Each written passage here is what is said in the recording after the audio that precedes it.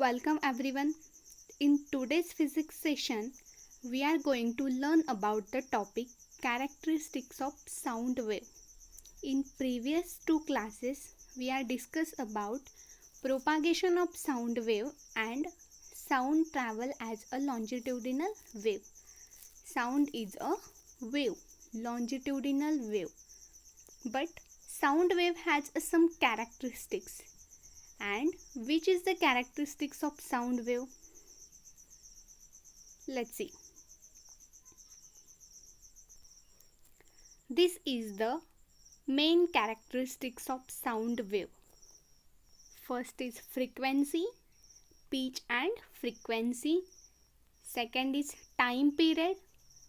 Third is wavelength. Fourth is amplitude. Frequency is denoted by mu. This is a Greek letter mu और F. F से भी आप denote कर सकते. Time period is denoted by capital T. Wavelength is denoted by lambda. This is also Greek letter. And amplitude is denoted by capital A. So these are the characteristics of sound wave. So let's start one by one. First, see the frequency. What is the frequency? Frequency is denoted by mu. What is a frequency? Frequency is a number of wave in certain amount of time. Frequency is a number of wave in a certain amount of time. अब देखिए frequency क्या है. पहले तो हम study कर चुके हैं कि साउंड एक वेव है. दिस वेव सपोज, ठीक है. अब देखिए फ्रीक्वेंसी क्या है. नंबर ऑफ वेव्स और number of vibration, number of oscillation per unit time. अगर किसी टाइम में, टाइम इंटरवल में कुछ वेव्स ऑसिलेशन कंप्लीट कर रहे हैं तो हम उसे कहेंगे फ्रीक्वेंसी. तो देखिए दिस इज अ वेव. तो यहाँ से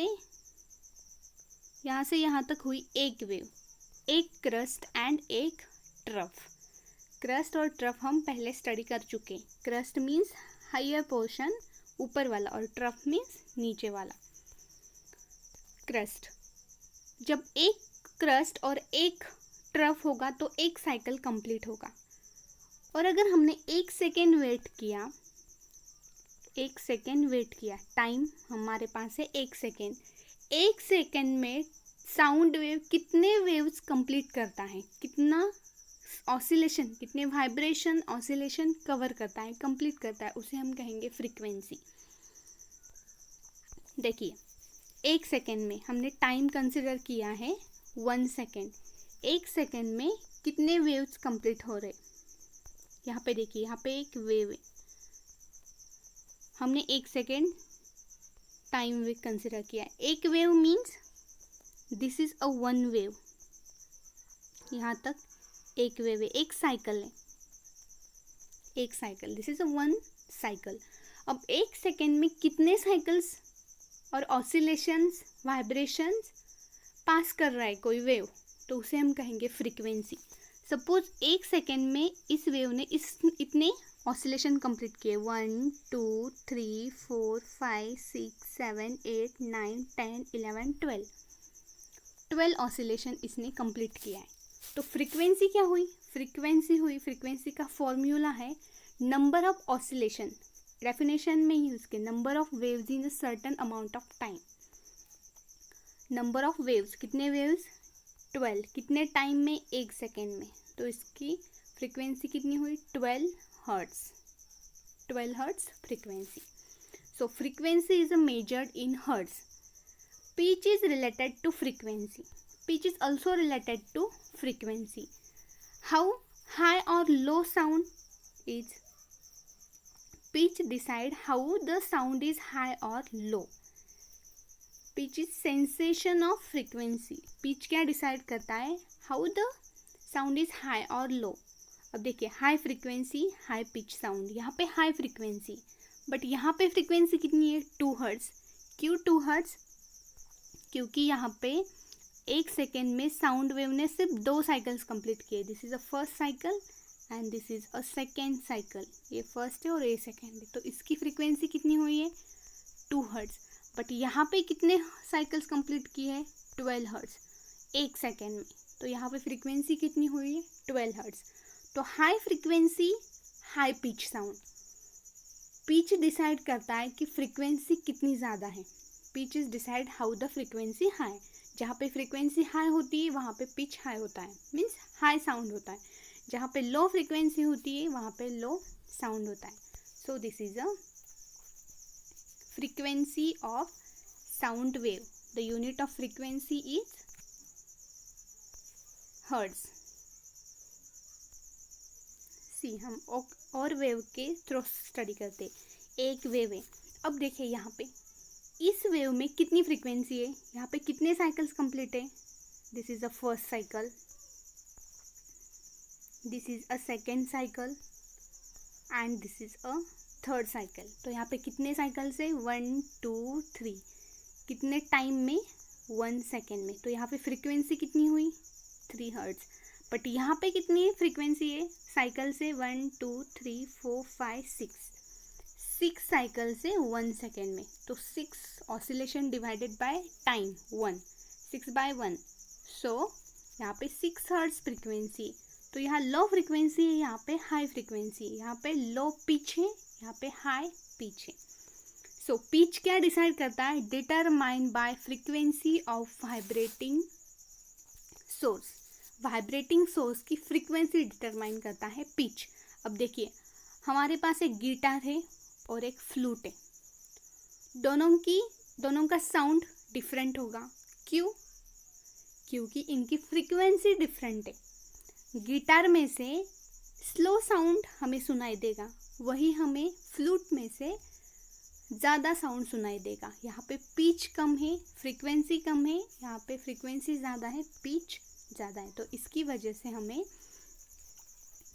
अलग अलग इंस्ट्रूमेंट्स में से अलग अलग म्यूज़िक सुनाई देती। क्यों? फ्रीक्वेंसी की वजह से, क्योंकि उनकी फ्रीक्वेंसी अलग होती है। तबला की फ्रीक्वेंसी अलग होती है, ढोलक में से अलग म्यूज़िक आवाज़ आता है। क्योंकि इनकी फ्रीक्वेंसी डिफरेंट होती है। So this is a frequency. Frequency means number of oscillations completed per unit time. See, next characteristics, wavelength. Wavelength, distance between one point on a wave and nearest point like it. Distance between the 2 points. Distance form means crest to crest, trough to trough, start of one compression to the next and start of one rarefaction to the next. अब wavelength क्या है? wavelength length है, distance है। किसका distance है? Crest to crest. अब ये क्या है? क्रस्ट, और ये नीचे वाला ट्रफ। तो क्रस्ट और क्रस्ट का जो डिस्टेंस मीन्स यहाँ का डिस्टेंस मीन्स होता है वेवलेंथ। यहाँ पे जो डिस्टेंस दिख रहा है वो होता है वेवलेंथ। और ट्रफ टू ट्रफ, तो एक ट्रफ है, एक ट्रफ है, तो यहाँ का भी डिस्टेंस क्या हो जाएगा? वेवलेंथ। इसे डिनोट किया जाता है Greek letter lambda. So lambda is a length means distance between the 2 successive crest और 2 सक्सेसिव ट्रफ। दो ट्रफ में से डिस्टेंस और 2 क्रस्ट का डिफरेंस, उसे हम कहेंगे wavelength. So what is the unit of wavelength? Wavelength is a distance. So unit of a wavelength is metre और सेंटीमीटर, नैनोमीटर, मिलीमीटर, जो कुछ हम लेंगे वो होगा यूनिट वेवलेंथ। देखिए लैम्बडा, मैं फिर से समझाती हूँ। एक ऑसिलेशन है, तो यहाँ पे कितने ऑसिलेशन है? 1 2 3 4। तो मुझे बताइए इसकी फ्रीक्वेंसी कितनी हुई? 4 हर्ट्ज 1 सेकेंड में। हम टाइम हर एग्जाम्पल में 1 सेकेंड कंसिडर करेंगे, तो frequency 4 hertz. But wavelength is a distance between the 2 successive crest और ट्रफ। तो यहाँ का और यहाँ का डिस्टेंस होगा लैम्बडा, और यहाँ का डिस्टेंस होगा लैम्बडा, और उसे आप यहाँ का भी डिस्टेंस कंसिडर कर सकते हैं lambda. So this is a wavelength. Length of one oscillation, एक ऑसिलेशन की लेंथ, एक ऑसिलेशन हुआ this is a one oscillation. So length of one oscillation and SI unit is metre. इसका SI unit होगा metre. Wavelength को हम lambda से denote करते हैं. So wavelength is a distance between a one oscillation. This is the second characteristics. See, third characteristics, time period. Time taken for one complete oscillation in a density of a medium is called time period of sound wave. Time period को हम capital T से denote करते हैं. Time capital T. ऐसा unit आपको पता है, time का सबसे स्मॉलेस्ट यूनिट क्या है? सेकेंड. तो हम टाइम का यूनिट कंसिडर करेंगे second. Frequency and time are represented as, हम इसका रिलेशन भी देखेंगे क्या रिलेशन है. तो टाइम क्या है देखिए, सपोज एक वेव है, तो एक वेव को ट्रैवल करने के लिए कितना टाइम लगा है, उस टाइम को हम कहेंगे उस वेव का टाइम पीरियड. सपोज अब देखिए ये बहुत सारी वेव्स हैं, बट इस वेव को, ये फर्स्ट वाली वेव है, इसको ट्रैवल करने के लिए कुछ तो टाइम लगेगा, तो उसको हम उसका टाइम पीरियड कहेंगे capital T. And the unit of time period is second. So this is a third characteristics of sound wave. Time taken to complete one oscillation. एक ऑसिलेशन कंप्लीट करने के लिए कितना टाइम चाहिए, उसे हम कहेंगे टाइम पीरियड. देखिए, time in which sound wave complete one oscillation. एक ऑसिलेशन के लिए कितना टाइम चाहिए. अब एक ऑसिलेशन हुआ तो उसके लिए कितना टाइम लगा, उसे ट्रैवल करने के लिए कितना टाइम लगा. सपोज हमने यहाँ से स्टार्ट किया, तो यहाँ से यहाँ तक इस वेव को ट्रैवल करने के लिए टाइम कितना लगा, उसे हम कहेंगे time period. So this is a time period. अब हम देखते हैं फ्रीक्वेंसी एंड टाइम पीरियड का एक रिलेशन है. What is a relation between frequency and time period. See, relation between time and frequency. Time को हम डिनोट करते हैं टी से एंड फ्रीक्वेंसी को डिनोट करते हैं म्यू से. टाइम को हमने क्या कहा था, time taken to complete one oscillation. एक ऑसिलेशन कंप्लीट करने के लिए जितना टाइम लगा उसे हम कहते हैं टाइम पीरियड. बट फ्रीक्वेंसी क्या था, 1 सेकेंड में कितने ऑसिलेशन कंप्लीट हो रहे, तो उसे हम कहते हैं फ्रीक्वेंसी. तो फ्रीक्वेंसी क्या है, 1 टाइम पीरियड. फ्रीक्वेंसी क्या है, 1 टाइम पीरियड. सपोज आपके पास ये कितने वेव्स हुए हमारे, 1 2 3 4 5 हर्ट्ज फ्रीक्वेंसी है. 5 हर्ट्ज फ्रीक्वेंसी है मीन्स 1 सेकेंड में 5 वेव्स उसने ट्रैवल किए, तो उसका टाइम पीरियड कितना होगा. तो टाइम पीरियड, टाइम के लिए हमारे पास फॉर्मूला क्या मिलेगा हमें नया, means frequency equals to 1/t. तो टाइम इक्वल्स टू फॉर्मूला क्या मिलेगा, 1/f. तो हमारे पास फ्रीक्वेंसी कितनी है, 5 हर्ट्ज. 1/5 means 0.2 second. तो टाइम कितना मिला हमें, 0.2 second. So frequency and time are inversely proportional to each other.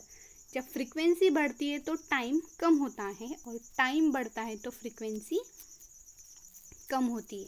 So this is a relation between frequency and time period.